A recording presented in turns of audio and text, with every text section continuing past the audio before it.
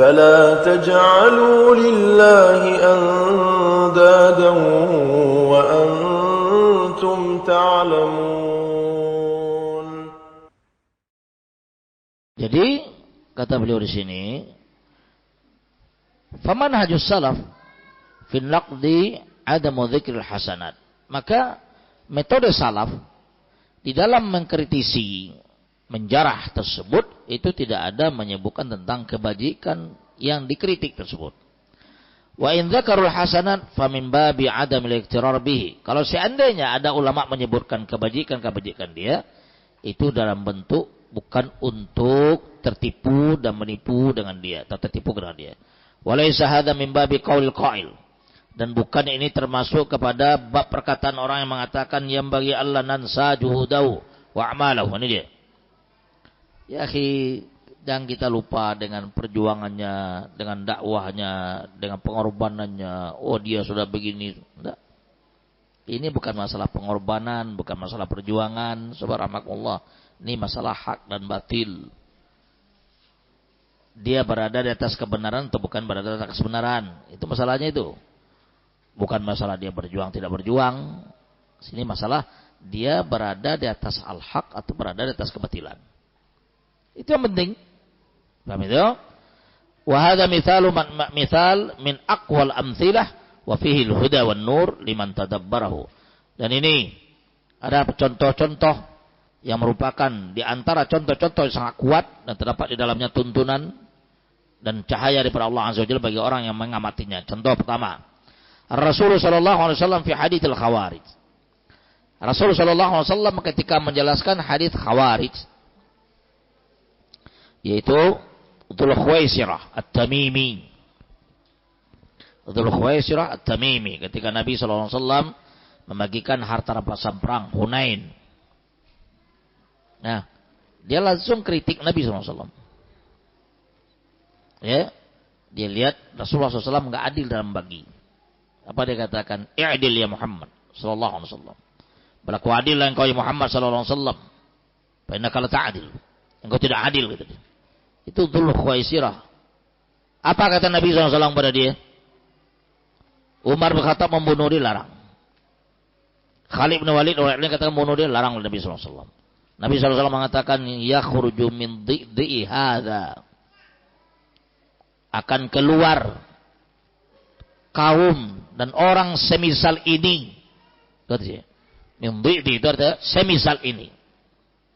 Keluar siapa? Kaumun, satu kaum nanti. Bagaimana bentuknya? Yaqra'un al-Qur'an la yatajawazu hanajirahum. Mereka pembaca, penghafal Al-Qur'an tetapi tidak pernah melewati kerongkong mereka ini. Artinya mereka tidak faqih. Tidak paham apa yang mereka baca. Tidak mengilmui apa yang mereka baca. Dan ini rahmatullah, ibrah dan pelajaran bagi kita. Kepada para ikhwah kita seluruhnya nih, ibrah bagi kita. Ya, kita subhanallah di negeri kita ini alhamdulillah banyak kita lihat ya, tahfiz Al-Qur'an, tafsir Al-Qur'an banyak kan? Penghafal Al-Qur'an banyak. Tapi yang sangat disayangkan akidah kosong. Kalian boleh cek, boleh perhatikan. Dia hafal Al-Qur'an, Masya Allah hafal. Tapi ditanya, aina Allah? Bingung dia. Di mana Allah? Bukan yang bayi-bayi kecil-kecil, enggak. Yang tua sudah hafal. Dan bahkan hafal Sahih Bukhari, Kutubus Sittah, sudah hafal oleh dia. Tapi kita tanya Allah, mana dia enggak tahu dia. Allah fis sama' menunjuk ke atas, malu dia. Berat tangannya. Hah. Tapi ketika dia bicara dalam dakwahnya, tunjuk ke langit oleh dia. Kan lucu itu. Subhanallah. Tunjuk ke langit oleh dia. Tapi ketika ditanya, aina Allah? Di mana Allah? Enggak berani menunjuk ke langit. Tapi ketika ceramah dia, ya Allah di atas yang akan mengatur, menghukum kita. Dia sebut Allah di atas. Tapi kita tanya, enggak berani jawab dia. Lucu enggak? Nah, ini ada di belakang pondok. Siapa pondoknya? Allah. Hah? Ada sebab banyak. Itu di YouTube yang lagi viral-viral itu. Enggak, akhirnya Allah fis sama. Dia hafal. Sebab akidah subhanallah enggak ada bandingannya. Ya. Seseorang akidahnya bersih, sofi, tidak ada syirik, tidak ada bidah. Walaupun dia tidak hafal Quran, hafal ayat pendek aja. Ada nggak sahabat demikian? Ada. Yang kalian anggap sahabat suruh hafal Quran, enggak. Ada yang hafal ayat pendek aja dia. Ada yang hafal, ada yang tidak hafal separuh hafalan. Ulama juga demikian, rahmatullah. Tapi akidah, tauhid, subhanallah, bersih. Ini harus kita jaga, harus jadi ibrah dalam hidup kita. Dan kita terfokus pada Al-Quran saja. Akidah yang terdapat dalam Al-Quran itu. Akidah dalam Al-Quran, subhanallah. Akidah itu sumbernya Al-Quran. Nah, itu ditanam kepada anak dari sini mungkin. Alhamdulillah anak kita salafin. Kalau sudah bicara Al-Quran, tanya, Aina Allah? Enak aja dalam sama. Enak aja letakkan. Setelah mudah. Demikian juga jariah sama Rasulullah SAW. Langsung dia kata sama. Tidak ada dia lihat belongok kiri kanan olah sebagainya, nggak ada, dia balik ke depan, nggak ada, dia bingung. Sekarang dia ngafal Quran, juara sebagainya. Ketika tanya Allah nggak tahu. Ini harus tahu subhanallah. Ini contoh. Nabi SAW kaum itu dia membaca Al-Quran tapi tidak pernah melewati kerongkongannya. Artinya tidak paham apa yang dia baca itu, nggak mengilmui dia. Paham itu? Nah mereka ini yang merukuna minad-din murukas saham minar ramiyah.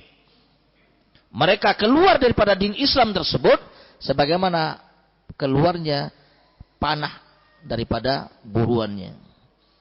Ketika anak panah itu tancapnya rahmatullah sekuat-kuatnya dipanahkan kepada seekor mejangan atau rusa, kena perutnya tembus ke situ.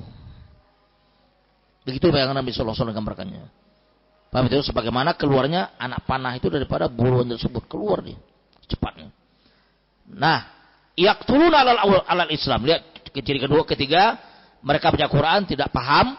Yang kedua, mereka keluar daripada Islam sebagaimana keluarnya anak panah daripada buruannya. Yang ketiga, yaqtuluna alal Islam wa yad'una alal authan. Mereka membunuh kaum muslimin dan membiarkan para pengibadat berhala. Sekarang tuh lihat terorisme dari mana munculnya? Di sini dia. Teroris ya yang menyibukkan tim 88 ya, Densus 88 Pak Rahmatullah. Rata-rata ini dia. Ya, dididik doktrin tentang masalah takfiriyah, pemikiran takfir, pemerintah tauhid. Ya, di zaman-zaman Pak Harto juga sudah ada banyak Pak Rahmatullah dulu. Itu 80-an sudah ada. Ikhwan muslimin surah rahmatullah bercokol di Indonesia sudah lama.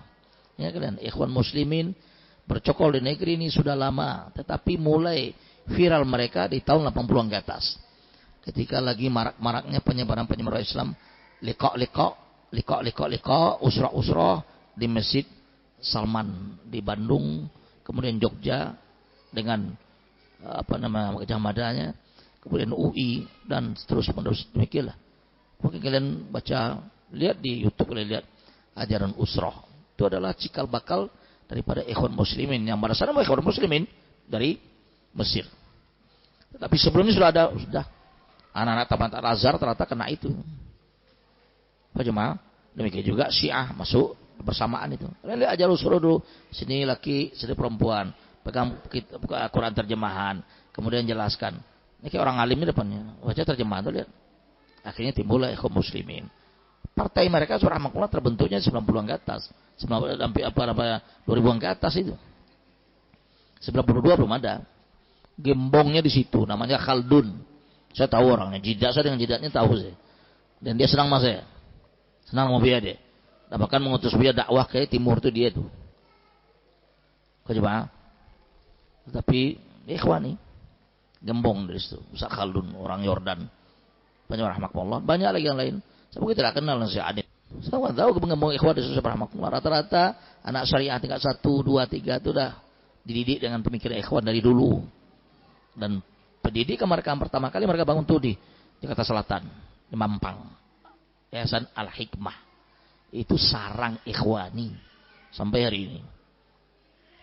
Apa jemaah? Nah, kita lihat yang ketiga, kata Nabi SAW, lain ana adraktum la aqtulannahum qatla'at. Kalau seandainya saya mendapatkan mereka, kata Rasulullah SAW, saya akan bunuh mereka dan perangi mereka sebagaimana kehancuran terjadi pada kaum Ad. So, Nabi SAW tanggung rahmatullah tentang Khawarid. Khawarij rahmatullah dimanapun dan kapanpun tetap akan menjadi musuh terhadap dakwah salafiyah. Sebab yang bisa, enggak nih, yang bisa membongkar pemikiran Khawarij hanya salafiyin. Selain salafiyin nggak bisa. Ingat itu. Yang bisa membongkar borok-borok takfiriyin, Khawarij dan sejenisnya, itu hanya para ulama salafin dan dua salafin. Selain nggak ada. Nggak kan ada, antum lihat mana mampu dia. Antum kan mengharapkan tablik bukan ikhwan muslimin. Wah, tablik aja digunakan. Kalau ikhwan muslimin, para sahabatnya mudah dibawa oleh dia untuk perang sebagainya. Totalnya itu. Nggak akan bisa, subhanallah. Oleh karena itu, dakwah salafiyah rahmatullah adalah dakwah yang betul-betul membongkar borok dan kerusakan firqah apapun. Itu mampu dia. Dan ini yang ditakuti oleh kelompok-kelompok tersebut. Yang lain tidak kena ada sebab. Para dai yang ausa, yang afia, para dai yang mengajarkan ya, adem-adem, Islam teduh.